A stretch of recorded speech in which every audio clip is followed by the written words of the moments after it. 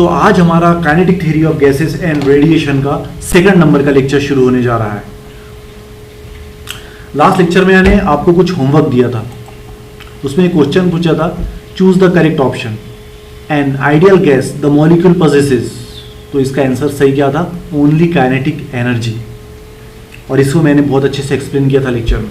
Okay, और इस topic के बाद हमारे टेक्स्ट बुक के हिसाब से जो है वो है मीन फ्री पाथ नाम का टॉपिक है, 3.4 मीन फ्री पाथ। इसको हम लोग इस एक्सप्रेशन के बाद लेंगे, that is pressure of an ideal gas के बाद लेंगे हम इस टॉपिक को।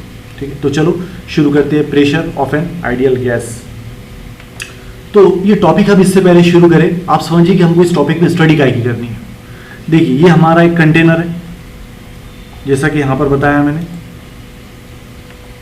और ये जो कंटेनर है ये इसको हम लोग क्यूबिकल कंटेनर कहेंगे या क्यूबिकल वेसल कहेंगे। इस क्यूबिकल वेसल में ये जो आपको दिख रहे हैं ये सारे गैस के मॉलिक्यूल हैं। और आपको पता है, मैंने फर्स्ट लेक्चर में बताया था कि ये जो गैस के मॉलिक्यूल होते हैं ये हमेशा रैंडम मोशन में होते हैं। कैसे होते हैं? रैंडम मोशन करते हैं। ओके, रैंडम मोशन करेंगे तो एक दूसरे से टकराएगी भी, है ना, एक दूसरे से क्या करेंगे? कोलाइड करेंगे। और साथ साथ ये जो वेसल है हमारा क्यूबिकल सेक्शन, इसकी जो वॉल्स है ये 1 2 3 ऐसे 6 वॉल्स है इसको, है ना, तो ये 6 की 6 वॉल्स के साथ कोलाइड भी करेगी, आपस में भी टकराएंगे and wall of the container के साथ भी क्या करेंगे? कोलिजन करेंगे। अगर ये इसके साथ कोलिजन करेंगे तो ये इसके ऊपर क्या लगाएगी? प्रेशर लगाएगी। ये जो हमारा क्यूबिकल कंटेनर है इसकी वॉल के ऊपर क्या एक्सर्ट करेगी? प्रेशर एक्सर्ट करेगी। हमको मालूम करना है कि ये प्रेशर कितना होता है। जैसा कि एक बलून है और उसमें हम लोगों ने हवा भरी, तो ये बहुत सारे एयर के मॉलिक्यूल्स होते हैं, है ना, ये आपस में भी टकराते हैं। और वॉल ऑफ द कंटेनर जो कि हमारा यहाँ एक रबर की वॉल है, इससे भी टकराते हैं। इससे टकराने से इस बलून में क्या पैदा होता है? प्रेशर पैदा होता है। तो हमें मालूम करना है ये जो प्रेशर, यहाँ पर जो प्रेशर पैदा हुआ है ये प्रेशर कितना होता है। इस प्रेशर के लिए हमें एक्सप्रेशन बनाना है, इसलिए हमने लिखा है pressure of an ideal gas, pressure due to a ideal gas. Okay, तो चलो पी का एक्सप्रेशन बनाते हैं। अब देखिए, ये बहुत सारे मॉलिक्यूल्स हैं जो रैंडम मोशन कर रहे हैं, आपस में भी कोलाइड कर रहे हैं, वॉल ऑफ द कंटेनर के साथ भी कोलाइड कर रहे हैं। इसको मैंने यहाँ पर आपकी टेक्स्ट बुक में इस तरह बताया गया है। ठीक है, और इसके हमने इस क्यूबिकल सेक्शन के हम लोगों ने, क्यूबिकल बॉक्स के हमने 3 एक्सिस से डिनोट किया है। ये होगी एक्स एक्सिस, उसी तरह ये होगी वाई एक्सिस और ये ऊपर जेड एक्सिस। ठीक है, ये तीनों एक्सिस। इसमें हम लोगों ने एक पार्टिकल कंसिडर किया है, यहाँ पर ये है वो पार्टिकल जो हम लोगों ने कंसिडर किया है। इसके पास मास है, इस पार्टिकल के पास मास m है, इस पार्टिकल के पास वेलोसिटी v है। सो m मल्टीप्लाइड बाय v क्या होता है? Momentum t। याद रखिए, प्रेशर नहीं है यहाँ, मोमेंटम है, मोमेंटम। लेकिन हम लोग मोमेंटम क्यों कैलकुलेट कर रहे हैं? तो मैं आपको बता देता हूँ, मोमेंटम और फोर्स के बीच में क्या रिलेशन है। हमको काय के लिए बनाना रिलेशन? P के लिए, यार P इज प्रेशर, और प्रेशर किसके बराबर होता है? F/A। तो अगर हम लोग फोर्स कैलकुलेट कर दें तो उसको एरिया से डिवाइड कर देंगे तो हमको प्रेशर मालूम हो जाएगा। तो हमको बेसिकली क्या कैलकुलेट करना पड़ेगा? फोर्स कैलकुलेट करना पड़ेगा। ओके, सो एक और बात, प्रेशर को हम लोग कैपिटल P से डिनोट करेंगे और मोमेंटम को हम लोग स्मॉल p से डिनोट करेंगे। हाँ, ये बात ध्यान में रखना। ये क्या है हमारा यहाँ पर? प्रेशर है, और ये क्या है हमारा यहाँ? मोमेंटम है। डोंट वरी, p नहीं आएगा, हमारा डेल p आएगा, तो आपको समझने में आसानी हो जाएगी। Where del p is change in momentum. Okay, तो हमको क्या कैलकुलेट करना है? फोर्स कैलकुलेट करना है। फोर्स कैलकुलेट कर लेंगे तो हमको प्रेशर मालूम हो जाएगा।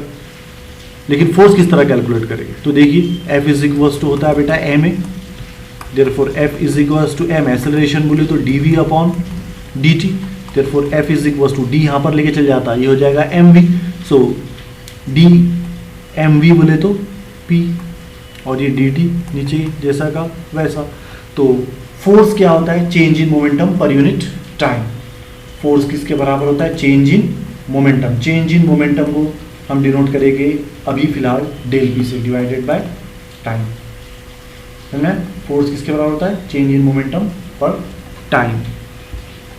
अच्छा, मैंने आपको फर्स्ट लेक्चर में ये भी बताया था कि ये जो दो मॉलिक्यूल है ये जब आपस में कोलाइड करते हैं तो देखिए ये इनका जो पाथ है, एक्चुअल पाथ, इसको मान लीजिए, इसको हम लोग लैम्डा से डिनोट करेंगे आगे, है ना। ये बहुत ज़्यादा है, और जो टाइम इनको कोलिजन में लगता है वो बहुत ही कम टाइम लगता है, बहुत कम टाइम लगता है, इसलिए हम इसको dt से डिनोट करेंगे। So f is equal to del P upon dt, where f is force, del P बोले तो चेंज इन मोमेंटम, और dt बोले तो स्मॉल टाइम। क्या है ये? Small time. ये क्या है? चेंज इन मोमेंटम, और f क्या है हमारा यहाँ? फोर्स है। तो हमको अभी चेंज इन मोमेंटम कैलकुलेट करना है, फिर हम टाइम कैलकुलेट करेंगे तो हमको फोर्स मिल जाएगा, और इस फोर्स को हम लोग एरिया से डिवाइड कर लेंगे तो हमको प्रेशर मिल जाएगा। बहुत आसान डेरिवेशन है, बहुत ही सिंपल और छोटा सा डेरिवेशन है। चलो हम लोग सॉल्व करते हैं। ओके, तो हम लोगों ने क्यूबिकल वेसल लिया है या क्यूबिकल बॉक्स लिया है, इसकी जो लेंथ है यहाँ से यहाँ तक ये L है, तो ये भी कितनी होगी? L होगी, है ना। तो ये जो क्यूबिकल सेक्शन है इसके ये दो length, that is L square, ये क्या कहलाएगा? इसका एरिया। और ये और ये 3 मिल जाएगा तो क्या कहलाएगा? इसका वॉल्यूम। उसी तरह इसमें बहुत सारे मॉलिक्यूल्स हैं, हर मॉलिक्यूल का जो मास है, इसमें हर एक मॉलिक्यूल का मास जो है बेटा वो स्मॉल m है। एक मॉलिक्यूल का मास m है, इसका भी मास कितना होगा? m। ऐसे कितने नंबर ऑफ पार्टिकल्स है? n नंबर ऑफ पार्टिकल्स है इस कंटेनर में, है ना। तो पूरों के पूरों का मास कितना हुआ? nm होगा, जो कि पूरी गैस के बराबर होगा, और पूरी गैस के मास को हमने m कहा। So nm is equal to m is the total mass of the gas. क्या है ये? nm is equal to m is the total mass of the ideal gas. ठीक है, तो ये हो गया इस क्यूबिकल सेक्शन की डिटेल। अब हमको क्या निकालना है? F इज इक्वल टू क्या होता है? तो पहले चेंज इन मोमेंटम निकाल लेते हैं। तो चलो चेंज इन मोमेंटम कैलकुलेट करते हैं हम लोग। So change in momentum that is del P is equal to क्या होगा उसका formula? Final momentum minus initial momentum होगा। अब फाइनल मोमेंटम देखिए, ये हमारी ये शेडेड वॉल है, ये जो आपको ये जो शेडेड वॉल दिख रही है ना, ये हमारी शेडेड वॉल इस तरह बनाया हुआ है, और ये पार्टिकल है, और ये इसकी वेलोसिटी मान लेते हैं v है, इसका मास m है। तब इसने इसके ऊपर कितना मोमेंटम लगाया है? इनिशियली कितना मोमेंटम लगाया है वॉल के ऊपर? mv। तो ये माइनस का सिंबल यहाँ जैसा का वैसा, और कितना मोमेंटम इस वॉल के ऊपर एक्सर्ट किया है? mv initially. अब देखिए, अब क्या होगा? टकरा कर ये वापस आएगा इधर, है ना। तो फाइनल मोमेंटम इसका कितना हुआ? दोनों की डायरेक्शन अलग है। इसकी डायरेक्शन अगर आपने प्लस mv लिए तो इसकी डायरेक्शन क्या होगी? Minus mv। So minus m, ये हो गया हमारा change in momentum. So therefore change in momentum minus 1 mv, minus 1 mv कितना होगा? Minus 2 mv। सो तो इतना मोमेंटम चेंज इन मोमेंटम है। ये वो मोमेंटम है जो वॉल ने पार्टिकल पे लगाया है। तब वॉल के पास कितना मोमेंटम आया होगा? वॉल के पास कितना मोमेंटम आया होगा? +2 mv, है ना। ये x को भूल जाइए। समझ में आया आपको ये कैसा हुआ? मतलब देखिए, ये थी हमारी वॉल, इस डायग्राम को मैंने थोड़ा सा इधर कर दिया है, ठीक है, क्योंकि अब हमें उस डायग्राम की इतनी ज़रूरत नहीं है। ये हमारा पार्टिकल था, ये इससे टकरा कर और ऐसा वापस आया। तो वॉल ने पार्टिकल के ऊपर कितना मोमेंटम एक्सर्ट किया है? -2 mv। समझ में? तब मोमेंटम वॉल को कितना ट्रांसफर हुआ होगा? +2 mv। समझ में? और इज इक्वल टू कितना हो जाएगा? 0, क्योंकि मोमेंटम हमेशा कंजर्व रहता है, उसमें कोई चेंज नहीं होता है। So -2 mv +2 mv is equal to 0। ठीक है, तो momentum transfer to the wall during the collision कितना होगा फिर? 2 mv। या आप और अच्छे से समझिए, पार्टिकल ने वॉल के ऊपर कितना मोमेंटम लगाया है, +2 mv, और वॉल ने पार्टिकल के ऊपर, ये ऐसा हुआ तो प्लस, है ना, और उसी तरह वॉल ने पार्टिकल के ऊपर कितना मोमेंटम लगाया है, -2 mv। ठीक है, तो हमको ये इसकी ज़रूरत है क्योंकि ये मोमेंटम लगाया पार्टिकल ने वॉल के ऊपर, यानी कि इसके ज़रिए जो प्रेशर पैदा होगा वो पार्टिकल का वॉल के ऊपर लगाया गया प्रेशर होगा। सो +2 mv। सो अब हमारे पास आ गया है डेल पी की वैल्यू, वो कितनी होगी, +2 mv। सो डेल पी की वैल्यू हमारे पास आ गई। अब डेल टी की वैल्यू निकालना है, तो देखो डेल टी की वैल्यू निकाल लेते हैं अब हम लोग। The time travel for the molecule, the time for the molecule to travel back and forth is given by. अच्छा, अब देखिए, ये मान लीजिए ये मॉलिक्यूल, ये दो वॉल है ना, एक ये वॉल है ये वाली, और एक ये दूसरी वॉल है ये वाली, और पार्टिकल यहाँ से शुरू हुआ, इससे टकराया और फिर यहाँ से वापस आया, तो इसने कितना डिस्टेंस ट्रेवल किया, इतना डिस्टेंस L है, तो यहाँ से जाकर वापस आया तो ट्वाइस L डिस्टेंस ट्रेवल किया। कितने टाइम में, तो आपको पता है, मैंने भी बताया, बहुत ही स्मॉल टाइम होता है dt टाइम में, तो twice L distance upon time है, डिस्प्लेसमेंट अपॉन टाइम क्या होती है, वेलोसिटी। समझ में, या यहाँ वेलोसिटी से अच्छा स्पीड होना चाहिए था, यहाँ v का मतलब स्पीड ही एक्चुअली, तो ये यहाँ से यहाँ पर गया और यहाँ, तो कितना डिस्टेंस ट्रेवल किया, ट्वाइस L डिवाइडेड बाय कितने टाइम में, dt टाइम में, तो ये क्या कहलाएगी इसकी स्पीड। सो टाइम कितना हुआ इससे, तो dt को यहाँ लेके चल जाओ, तो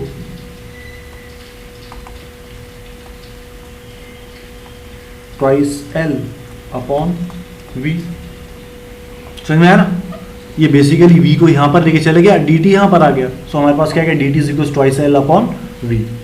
ये dt क्या है, टाइम है, बहुत ही स्मॉल टाइम है। को काय के लिए टाइम है, molecule to travel back and forth, यहाँ से यहाँ पर जाकर आने के लिए जो टाइम लगा वो है, ठीक है, twice L upon v। Now अभी हम लोगों ने ऊपर पढ़े हैं, क्या पढ़े, f किसके बराबर होता है, अपॉन डेल टी के बराबर होता है।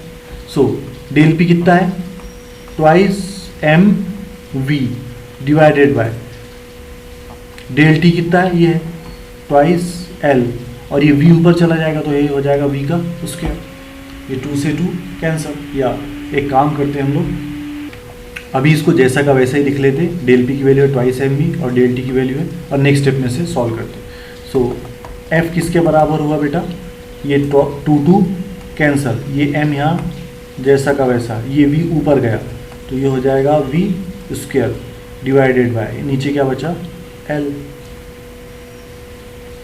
तो ये हमको क्या मिल गई, फोर्स। ये फोर्स कौन सी फोर्स है, जो कि यहां पर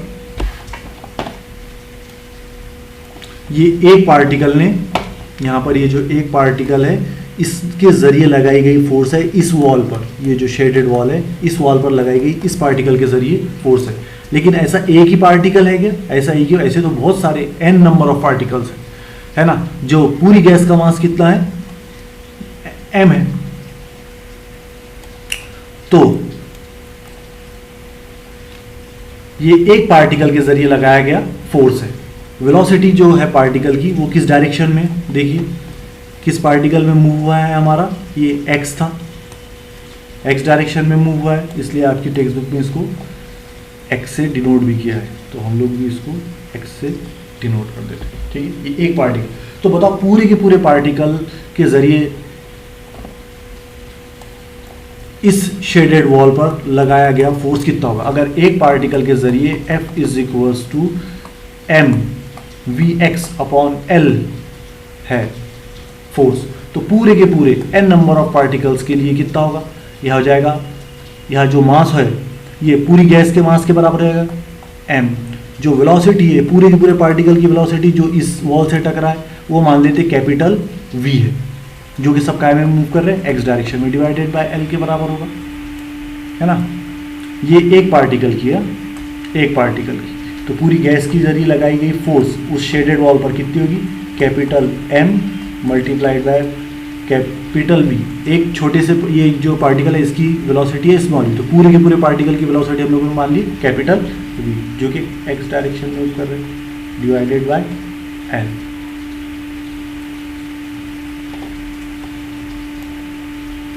देख लीजिए एक बार, हो गया अब हमारा यहाँ पर। ओके हाँ चलो अब और आगे बढ़ते हैं हम लोग। तो ये होगी हमारी फोर्स, पूरे पार्टिकल, ये जितनी पार्टिकल है इन सब के जरिए इस वॉल पर लगाई गई फोर्स है। लेकिन ये सिर्फ इस वॉल पर ही प्रेशर लगा रहे हैं, इस वॉल पर भी लगा रहे हैं, इस वॉल पर भी लगा रहे हैं, ये जो ऊपर वॉल है इस पर भी प्रेशर लगा रहे हैं, हर वॉल पर प्रेशर लगा रहे हैं, यानी कि तीनों डायरेक्शन में जो है ये प्रेशर लगा रहे हैं। तो ये सिर्फ x का है। तो अब हम देखिए इसको पूरे के पूरे कंटेनर की वॉल पर लगाया गया प्रेशर किस तरह कैलकुलेट करते हैं। देखिए ये जो है, ये इस तरफ जो पार्टिकल मूव कर रहा है उसकी वेलोसिटी vx प्लस ये जो ऊपर की तरफ पार्टिकल, ये जो ऊपर की वॉल के ऊपर जो, या जो ऊपर की तरफ जो पार्टिकल मूव होंगे उनकी वेलोसिटी मान लो vy, और ये जो इस साइड जो पार्टिकल मूव रहे हैं उनकी जो वेलोसिटी है वो मान लेते हैं कितनी है vz, और इन सब का जो सम है वो मान लेते हैं हम लोग है v। ठीक है, अब ड्यू टू सिमेट्री ये जो क्यूबिकल बॉक्स है सिमेट्रिकल बॉक्स है। अभी बॉक्स तो किसी के समझ में नहीं आ रहा है। ये जो बॉक्स है ये सिमेट्रिकल बॉक्स है बेटा, है ना। ये L है तो ये भी L है, ये L है तो ये भी L है, ये भी L है, सब ये सिमेट्रिकल है। तो मैं यहाँ लिख सकता हूँ कि Vx और Vy और Vz ये तीनों एक दूसरे के बराबर है, सिमेट्री है डायग्राम इस वजह से। सो Vy के जगह भी मैं Vx लिख सकता हूँ और Vz की जगह भी Vx लिख सकता हूँ। तो टोटल कितने Vx है हमारे पास, 3 Vx is equals to V। तो Vx की वैल्यू यहाँ पर कितनी हुई, V/3। ये V क्या है, पूरे के पूरे पार्टिकल की वेलोसिटी है इन ऑल डायरेक्शन, है ना। Vx plus Vy plus Vz is equals to V। तो ये V क्या है, पूरे के पूरे डायरेक्शन में लगने वाले पार्टिकल की वेलोसिटी है। इसको हम लोग रूट मीन स्क्वायर वेलोसिटी भी कहते हैं। ये रूट मीन वेलोसिटी क्या होती है आगे पढ़ेंगे हम लोग। रूट मीन स्क्वायर वेलोसिटी है। ओके, तो चलो फिर ये वैल्यू पुट करते हैं हम लोग। देयरफॉर यहां पर वैल्यू पुट करते हैं F इज इक्वल्स टू, ये M जैसा का वैसा, Vx, देखिए यहाँ Vx का स्क्वायर आएगा, यहाँ पर स्क्वायर है तो यहाँ पर भी स्क्वायर आएगा, है ना। M ये हो गया M मल्टीप्लाइड बाय, है ना। अगर यहाँ स्क्वायर है तो फिर यहाँ पर भी स्क्वायर आएगा और यहाँ पर भी स्क्वायर आएगा। तो ये Vx का स्क्वायर किसके बराबर होगा, V²/3 के बराबर। ठीक है, मल्टीप्लाइड बाय V² x की वैल्यू अभी हम लोगों ने निकाली कितनी है, V²/3, और यहाँ पर L पहले से था। ठीक है, तो ये हो गया फोर्स, पूरी गैस के जरिए लगाया गया force in all the direction. Okay, अब हम इसको एरिया से डिवाइड कर देते तो हमको प्रेशर मिल जाएगा।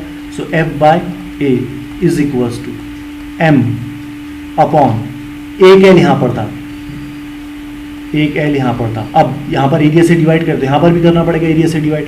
एरिया बोले तो L² मल्टीप्लाइड बाय ये V² RMS, 3 बचा, 3 मैं यहाँ पर पहले लिख लेता हूँ। ओके, सो F/A किसके बराबर होता है, P के बराबर होता है। ये 1/3 यहाँ जैसा का वैसा, यहाँ पर ये M जैसा का वैसा, यहाँ पर ये V² RMS that is root mean square velocity क्या होती है आगे देखेंगे, ये जैसा का वैसा। एक L और ये 2L क्या होगा, 3L, 3L बोले तो volume. So this is the pressure exerted by the molecules to the wall of the container. यही हमें एक्सप्रेशन मालूम करना था। बहुत ही छोटा एक्सप्रेशन है, भले ही थोड़ा सा देख लीजिए, 3-4 लाइन का एक्सप्रेशन, 4 नहीं 5-6 लाइन का, 10 लाइन का एक्सप्रेशन होगा ज़्यादा। ठीक है,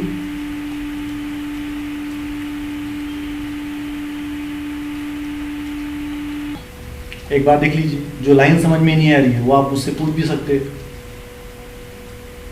चलो इसको और अब थोड़ा सा सिंप्लीफाइड कर लेते हैं। ये P यहाँ पर जैसा का वैसा लिख लेता हूँ मैं, यहाँ ये P मैंने जैसा का वैसा लिखा, 1/3 जैसा का वैसा। ये है मास और ये है वॉल्यूम। मास अपॉन वॉल्यूम होता है डेंसिटी, उसको डिनोट करते हैं हम लोग रो से।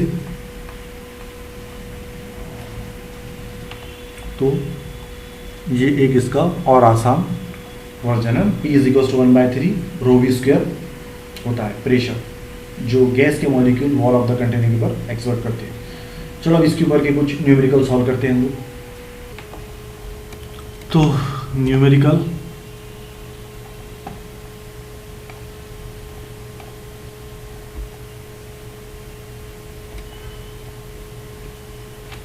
तो ये रहा हमारा numerical.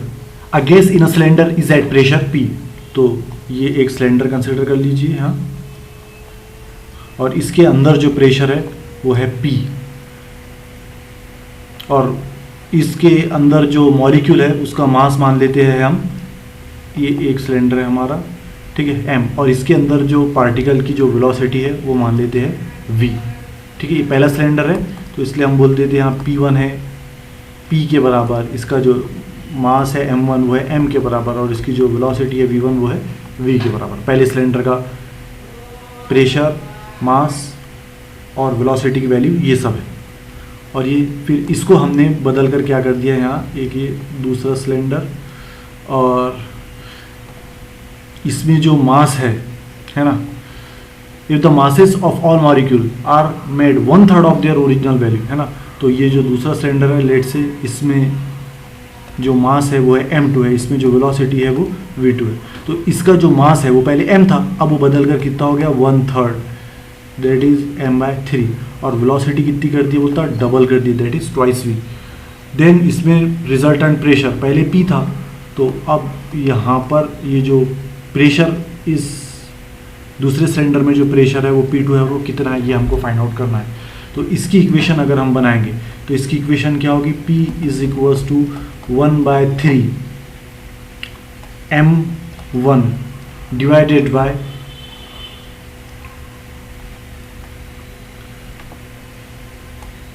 Volume multiplied by v square RMS, है ना। ये होगी वेलोसिटी, ये होगी इसकी ये पहली की P1। दूसरी की क्या होगी, P2 is equals to 1/3 m2 multiplied by velocity, यहाँ पर कितनी ली हम लोगों ने v1, सो इसकी वेलोसिटी कितनी होगी v2 का स्क्वायर डिवाइडेड बाय वॉल्यूम, तो उतना ही है, दोनों का वॉल्यूम सेम। ओके, हमको एक P2 फाइंड आउट करना है, तो P2 डिवाइडेड बाय P1 करते हैं हम लोग। तो P2 divided by P1, P2 कितना है 1/3 m2 मल्टीप्लाइड बाय v2 का square whole divided by volume, ठीक है। और P1 कितना है 1/3 है, तो 3 जो ये जो नीचे की टर्म्स है सब ऊपर चल जाएगी, तो यहाँ पर आ जाएगा 3, और ये जो वॉल्यूम है ये चल जाएगा यहाँ, और नीचे क्या बचेगा m1 v1 का स्क्वायर। तो क्या क्या कैंसिल होता है, 3 से 3 कैंसिल, वॉल्यूम से वॉल्यूम कैंसिल, तो P2/P1 किसके बराबर है, यहाँ पर क्या क्या बचा m2 मल्टीप्लाइड बाय v2 का square divided by m1 multiplied by v1 का स्क्वायर। m2 कितना है m/3 है, m2 की वैल्यू कितनी है m/3 है, सो m2 की वैल्यू m/3। v2 का स्क्वायर, v2 कितना है, ये है v2, दैट इज 4 स्क्वायर है, तो 2 का स्क्वायर हो जाएगा 4, और ये v स्क्वायर जैसा का वैसा ही हो गया। m1 की वैल्यू कितनी है, m1 की वैल्यू m ही है,